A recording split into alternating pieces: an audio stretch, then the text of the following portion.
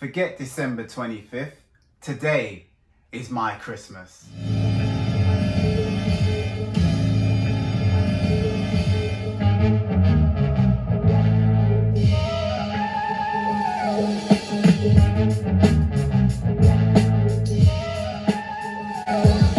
here, and I'm back with another episode. It's been a mighty long time since I did a collection video, but don't worry, as you see by this big box here, I have still been collecting a hell of a lot. So today is going to be a mega show. Firstly, I'm going to start with the Nintendo Switch items. Okay, I've got 4 new amiibos to enter my collection vault. I will start from left to right. We have the iconic character from the Fatal Fury series, Terry Bogard. Give you a better view of Terry Bogard as well. And then next is this rare commodity, Banjo-Kazooie, which is a fantastic game if you haven't played it. If you've got an Xbox, you can go on Xbox Game Pass and experience that. And at the back, I've got the Metroid Dread, Samus, and EMMI, or Emmy, however you want to pronounce it or call it.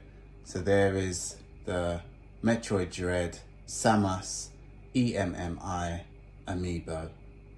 Then the last amiibo is Zelda and Loftwing, which was hot on the market a couple months ago, but it's calmed down in price right now. So my advice to you is grab it while it's cold.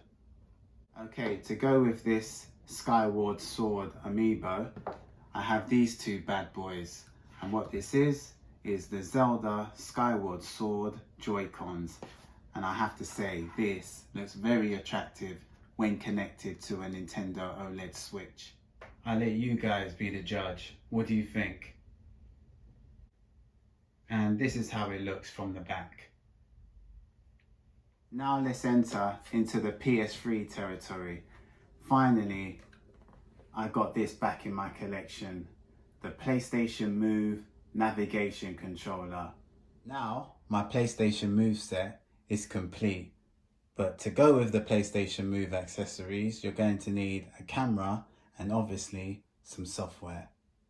Now this is the perfect item for all PlayStation Move lovers, because what you do, you hit 2 birds with 1 purchase, and this is the Eye of Judgment.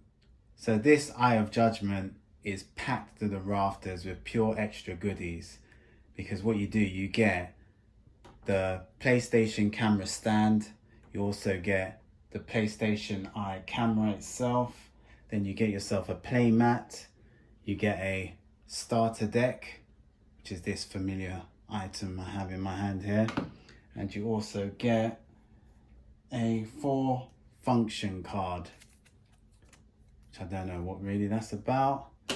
And then obviously we get the software itself along with all of its paperwork there. The glorious manual is stored inside, and on the back we do have some instruction manuals for the PlayStation Eye itself. So yeah, this is pretty much complete. This package would have been a super deal back in the PS3 glory days. Then I got this game, and as you see in the top right, PlayStation Move is required. So this complements the PlayStation Move controllers, and I got to say it goes together nicely with the game. Had bags of fun playing this game, and once again in the PS3 generation we have the bright and colourful instruction manuals along with the disc itself. Sports Champions, great game with the Move.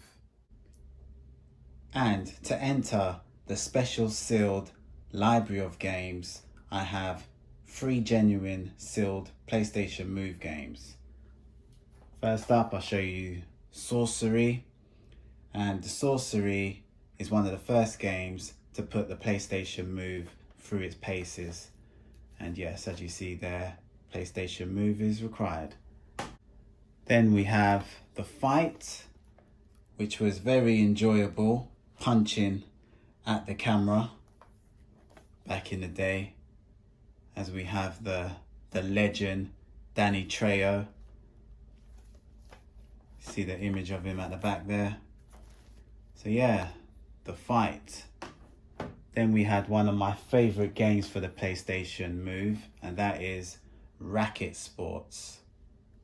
And it's sealed with all of its glory. Then I got 2 more PS3 games to add to that special club. Okay, I got this on the cheap, freshly sealed, and this is called Haze. And as you see on the bottom of the case, some well-established developers there. So this, unfortunately, was Ubisoft failed project. Lucky for them, it was developed by Free Radical. They were just like publishers of the title, but still hold some sort of responsibility for this car crash of a game. And then I got this sealed for a decent price, not too cheap and not too expensive, but this is one of the games that many people wouldn't know about. Enslaved Odyssey to the West. And this is one of, I think it was Ninja Theory's first ever game. So Ninja Theory are well known for their titles of Hellblade and can't remember the other title. Oh yeah, it's just come back to me, Bleeding Edge. So that was a recent release of theirs. But yeah, they're really known for Hellblade. So I think this was their first ever title they ever did, but I'm not too sure on that. But yeah, if you got a PS3, Enslaved Odyssey to the West is definitely one you want to have in your collection. Absolutely fantastic game. Enjoyed every minute of playing that game. As you can see, I've got quite a bit of PS3 items in this episode, but this is the last of the PS3 saga.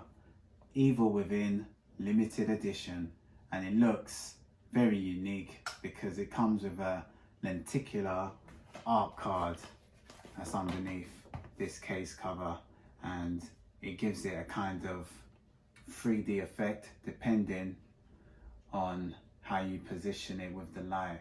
It will look 3D and it will start kicking in, and it came with all of this stuff. So as you can see, it comes with a lenticular art card. Looks like so. Gives it a 3D effect. And then we have, not really an art book, it's more like Sebastian's diary.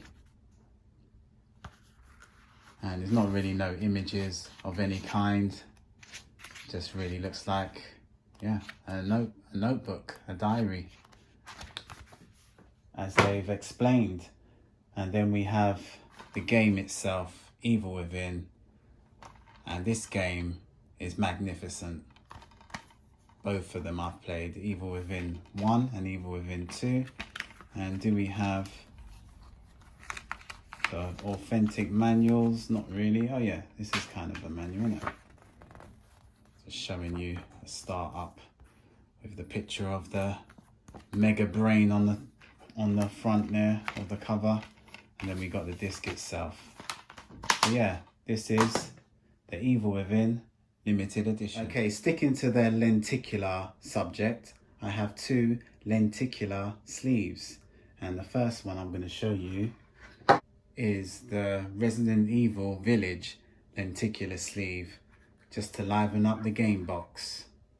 There you go. Give you a kind of 3D image. And the other lenticular sleeve can add some glam to my Devil's May Cry 5 case. And this looks proper 3D once you lock it into the right position for the light. Don't know if you can see it through my camera lens there. But yeah, 2 lenticular sleeves I got on the cheap. I had to get this elusive title from the PlayStation 2 generation. And this is called Derge of Cerberus Final Fantasy VII. Just check out, this is what the case looks like. And as we delve deeper, we grab ourselves a fantastic looking manual. This is pure paper gold. They certainly don't make them like this anymore. This manual just looks sensational. I bet the artwork to go with it inside is nothing but pure artistry. No, Japan always kill it for presentation in my eyes. Not too much artwork, but still very colourful. But the cover itself, you don't need no more than that, guys, for a manual. And even back then, guys, the manuals were on a whole different level. As we look at the back of the manual, we got advertisements for games that were either out now, like this was Dragon Quest, The Journey of the Cursed King, and that was out now, or advertisements for games that are coming soon. And I don't know if this Kingdom Hearts was either out now. But anyway, just back in them days, a lot more attention and care were put into their productivity of any kind. There you go. Derge of Cerberus. Okay, first I'm going to start with this PS1 gem, Disruptor. And this title is very special because it's the first game ever created by them hugely talented developers, Insomniac. At the time of creating this game, they were called Interplay. And as you see, comes with all of its glorious paperwork there. I have, I can get it out, the lovely manuals. Unfortunately, there's only colour in the cover. It's always nice to have your instruction manuals, whether in black and white, whether pink, blue or grey, just to complete your look. And there's what the disc looks like. So yeah, as I said before, at the time of creating this, they were called Interplay. And for those who don't know who Insomniac is, they produce this masterpiece. I say no more. And sticking with the PS1, I have the very first Grand Theft Auto, and I have the complete collector's edition. Comes with GTA 1 and 2, and it has a third game called GTA London. And for this to be complete, you would need all the maps and manuals. Now, I'm not going to get all the maps and manuals out right now, but if you do want to see all of that, I will be doing a video showing the whole Grand Theft Auto series. I'll be showing all the box arts, all the manuals. Just stay tuned to that video. And we have the maps and all that with that. Now, in order for this to be complete, you're going to need the Rockstar symbol art design, and also many of these owners who have a copy of this, they seem to always lose this, the slip cover. So in order for it to be complete, you're going to definitely need manual maps, obviously the CD itself, and these two bad boys. Okay, now let's take a trip to the Stone Age time of gaming, aka Retromania time. And this antique in my hand here, this is called the Master Gear Converter. And what it does, it allows you to play Master System games on your Sega Game Gear. So what you would do, you would have your Sega Game Gear. You would put the Master Gear in like so. And this is what it looks like on the back. And then here you can keep it firm and secure. There's a little groove in there. You just twist the screw and it keeps it sturdy. And then you would grab your legendary game Shinobi,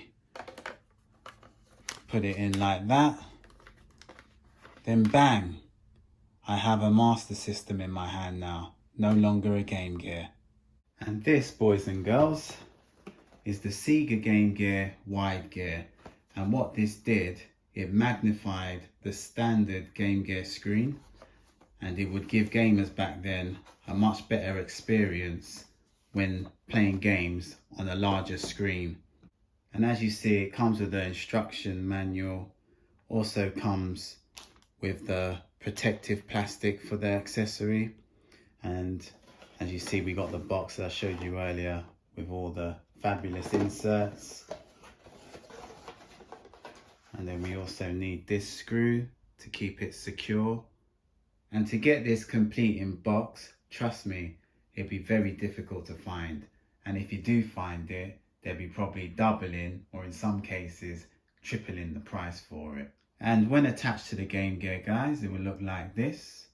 And as you can see, it does enhance the size of the screen quite a bit. It'll make a huge difference when you were gaming back then. And there'd be a place where you can screw in that screw that I showed you earlier, and it'll just make it nice and firm for when you're gaming. So yeah, this is the Sega Game Gear Wide Gear. Now, if you had a Game Gear back in the 90s as a kid, this game would have been in your collection without a shadow of a doubt. Streets of Rage 2. And yes, I've been looking for this for years, and I finally got it. And this is definitely a Sega Game Gear cult classic, Streets of Rage 2. One of the best versions of this game was ported to the Game Gear. So I must confess, guys, everything is original, barring the box, which unfortunately is a disgusting but still good looking repro. But everything else is the real McCoy. The manuals, and this one is like a book. It's so thick. Check out that manual. Oh, I never knew. Got some kind of leaflet in there. Cartridge and the cartridge tray, and also the cartridge case is all genuine as can be. You see it there. And as you see, we got the Sega logo engraved at the top of the plastic tray. Get that in my camera. And I will open this one, give it a good look. There you have it. Streets of Rage 2 on the Sega Game Gear. So to appreciate their efforts, all I need now is a box protector for the cardboard case. That's about it. Now, I can't believe I'm saying this in the year 2022, but I'm saying it all right. Yes, they're still making Dreamcast games, and I got this in 2021, but they're still making it in 2022 and beyond. So this title I got in my hand is called Intrepid, Izzy, and also it comes with a soundtrack which has some absolute bangers on there, which will make you move your body and tap your feet constantly, whether you got rhythm or no rhythm, because the selection is sublime. And because it's an independent developers, you know, we always have a shiny looking manual. Got some decent pictures in here as well, some gameplay. And it was by Senile Team Wave. And to go with my new Dreamcast game, I had to invest in one of these, the Hyper King HD Dreamcast cable, which I've got many of these for many of my retro consoles. Not many people recommend this, but I've had no problem with it. Okay, while searching for all of my Konami Soccer titles for one of my videos, I stumbled across a sealed copy of ESPN MLS Extra Time for the Xbox. So I just said, why not, and add it to my collection. It was nice and freshly sealed. And it seems genuine enough with the, you see it there, the security holographic sticker engraved in the plastic. And then I got Max Payne 3 for the Xbox 360, recently added to the Xbox backward compatibility library. So I saw this going for a decent price and I just lapped it up. It was different back then. It didn't have that kind of shiny holographic looking sticker, like as you see it there, the silver Xbox shiny silver sticker there. They probably changed it now, just got the security barcode. So yeah, I have these 2 sealed Xbox titles in my collection. Then I got this for the Xbox 360, one of my favorite parts of the series. I know many look on this game with disgust, but I pay it no mind. I loved it, and this is sealed, and it's Final Fantasy 13 limited edition version of the game, and like I said before, it's for the Xbox 360, which seems genuine enough. As you see at the bottom, we got the silver holographic security seal there, and I've got to say, this is becoming very, very difficult to find for a reasonable price. Many are charging some crazy money at the moment, especially if it's sealed. Then I had to add some original Game Boy games to my collection, and they're all CIB. And if you've been following my channel for a little while, you know I'm a huge Game Boy fan, and not just any Game Boy, has to be the original Game Boy with the green screen. So as you see guys, I've got NBA Jam, and this box is the traditional original box, along with the fabulous manual, and this is all genuine. And we got the, I think this is the safety precaution leaflet of some sort, the plastic tray along with the cartridge and the protective case to go with it. And then the same for Metroid Return of Samus. This is a repro guys, could not find a case for love nor money. And then we also have the manual in all of its glory. And then once again we got the plastic tray along with the cartridge and the cartridge case. Then we got Super Mario Land, 6 golden coins. This is what the box looks like. The authentic manual. There you go. And then we have the tray and the cartridge with its protective plastic case as well, to keep it nice and safe. And most importantly, as you see on the back there, we have the box protectors. And back then it would be every gamer's duty to have this in the palm of your hands. And this is Double Dragon. As you see, we got the box. We have the iconic manual here, all original, all traditional. The game tray, once again, we have the cartridge case to go with it. Okay, we got Double Dragon 2, and you can definitely tell this is the original manual. It's all busted up. There you have it. We have the manual, and then once again, cartridge tray with the cartridge and its case. And for these cardboard boxes, you're always gonna need a box protector. Now if you want to see my game collection, either click on the link on the screen somewhere at the end, or I will leave a link in the description, because I've done a video showing all of my Game Boy collection, from games, accessories and all that good stuff.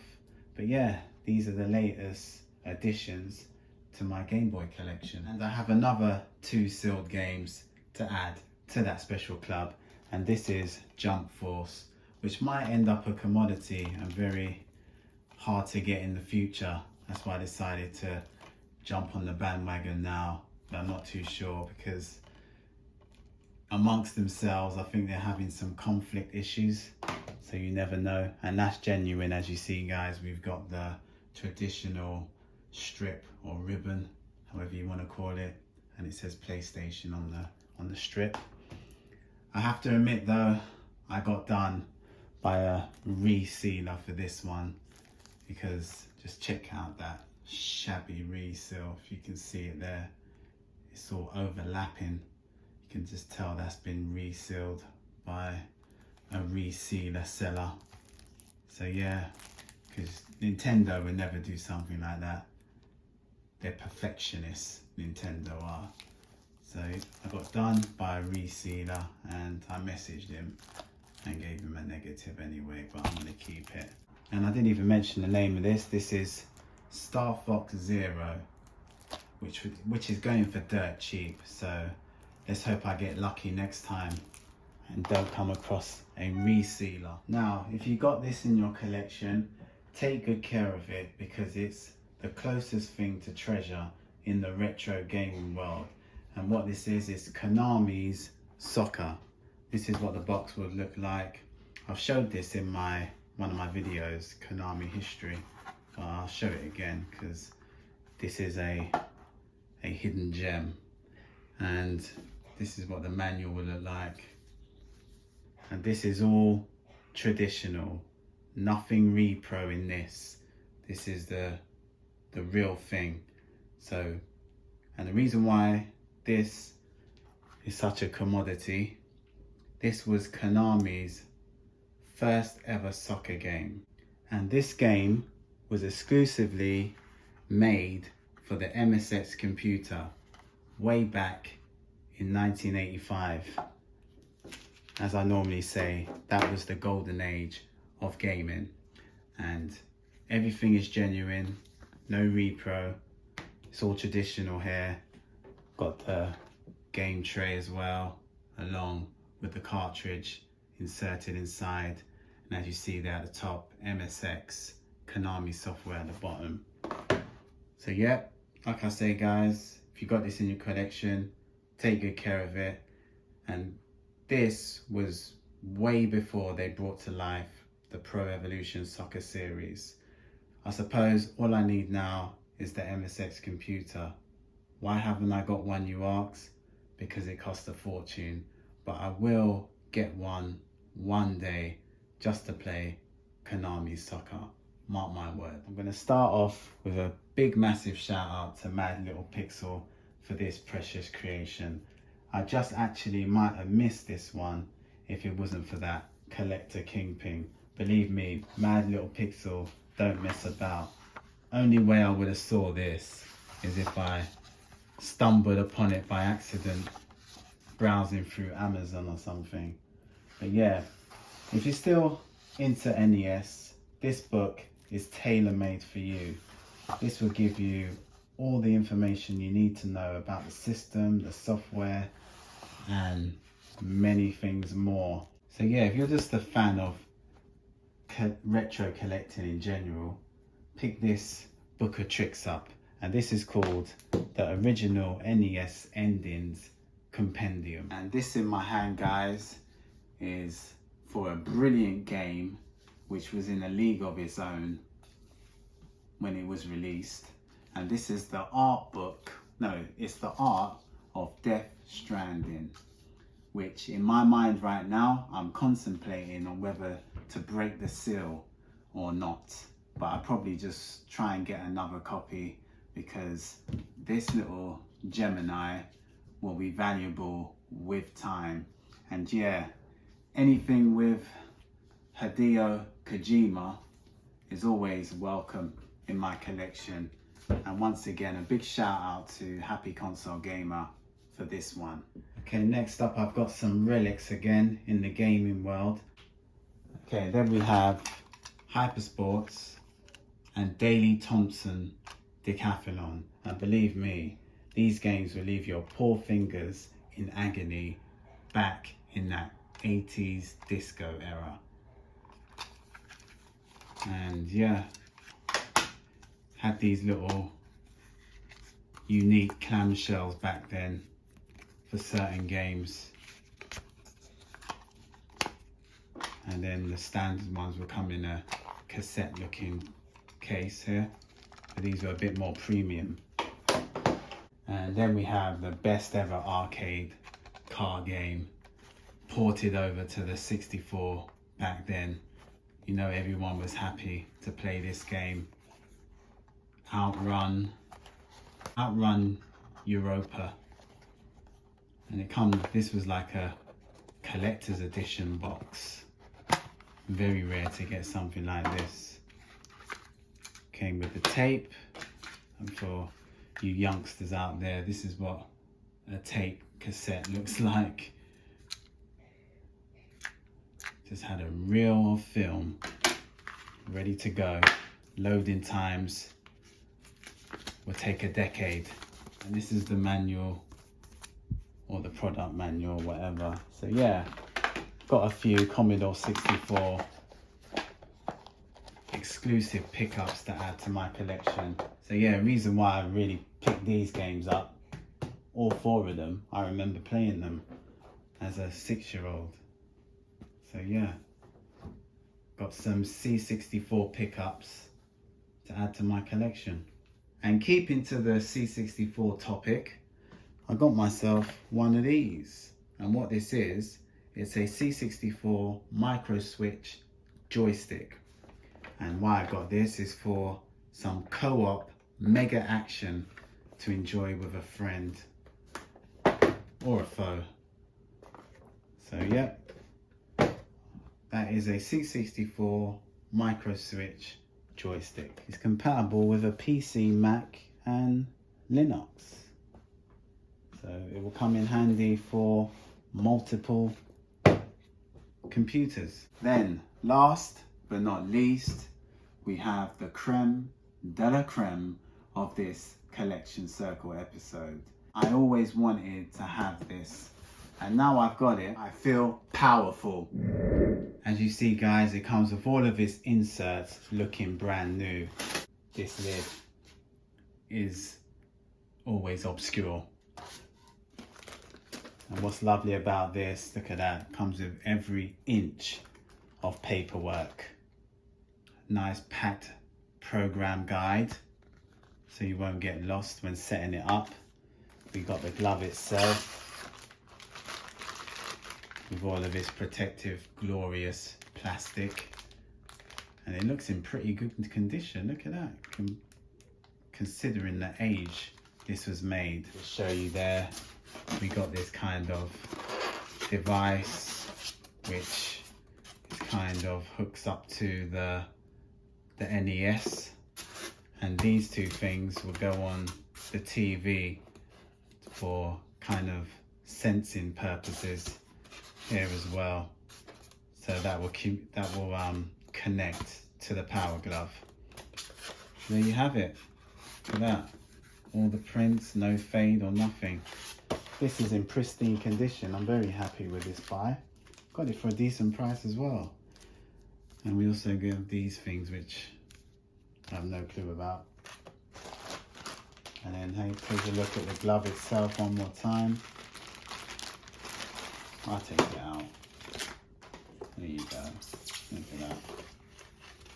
You are witnessing the NES Power Glove, the PAX version. See, we got your little buttons here, the D-pad,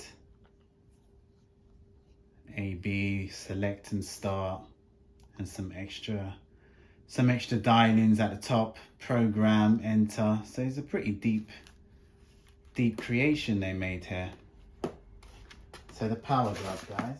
But like I say, it still can be very costly, and this is a very unique and niche thing to own in your collection, especially when it comes boxed like this with all of its plastics and paperwork and all the inserts looking in pristine condition. All I need now is Super Glove Ball, that Super Glove Ball game. That really puts the Power Glove to proper use. And the Power Glove was released in 1989, I think, for both American and Japanese, but don't hold me to ransom for that. It was released around that time. Okay guys, if you like the video, give me a thumbs up, even better, subscribe. Till next time, see ya, and keep it retro.